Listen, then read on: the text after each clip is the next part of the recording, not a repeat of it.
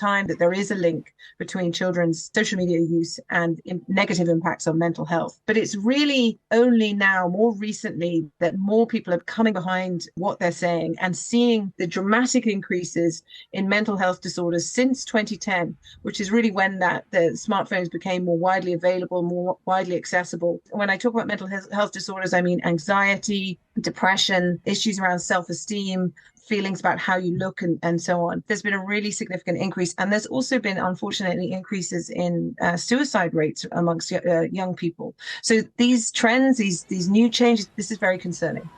Aengus O'Connor of CMA Summer Camps runs STEAM, Science, Technology, Engineering, the Arts and Maths, day and residential camps for children in Rockwell College, Tipperary and at Headford School in Meath.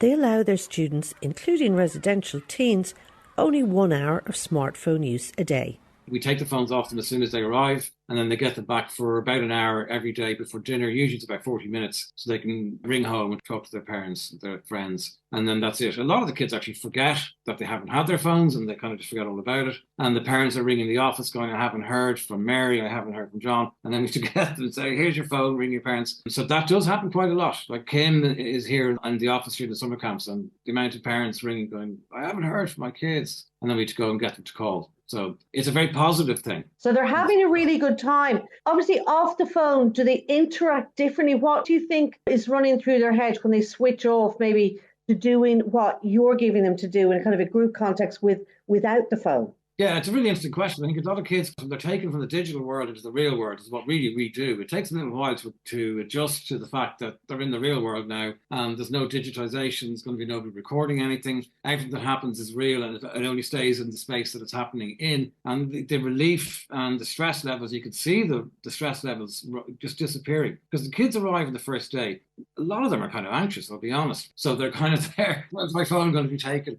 And they go through that process, but they're even amazed by the time they go to bed that night. We registration Sunday at 7. By the time they go to bed at night, they're completely chilled out in a way that they probably are surprising themselves. Especially they know as well that everybody there doesn't have their phones as well, I guess does help. But you need to have them busy. We get them busy as soon as they arrive. They're straight into icebreakers. And the whole idea is to kind of turn all the lights on in the head, problem solving, creating things. And like our motto is learning through discovery, creativity and adventure. And that's really what we try to encompass all the time, every single moment of every day.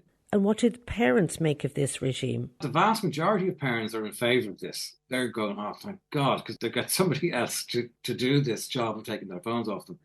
And there are one or two who do worry about their kids are not going to cope with it, but they always do. It hasn't maybe happened before to them where the phone is taken away and they can realise, oh, hang on, I can survive without my phone. I don't need the prop of a phone. If I'm standing in a room, they always go to their phone. But if they don't have their phone, they go and talk to someone and they realise, oh, I can talk to someone, they can talk to me. It's not this horrific experience of talking to someone without your phone in your hand. So I think the phone in the hand of a kid is like a prop or a crutch. And they don't realise that. And then when it's taken away, they're afraid they'll fall. But then when they don't fall, they'll realise, oh, I can actually stand without my phone. So it creates kind of more resilience, are you seeing? Yes, absolutely. It's almost like they need to prove to themselves that they can exist in the real world.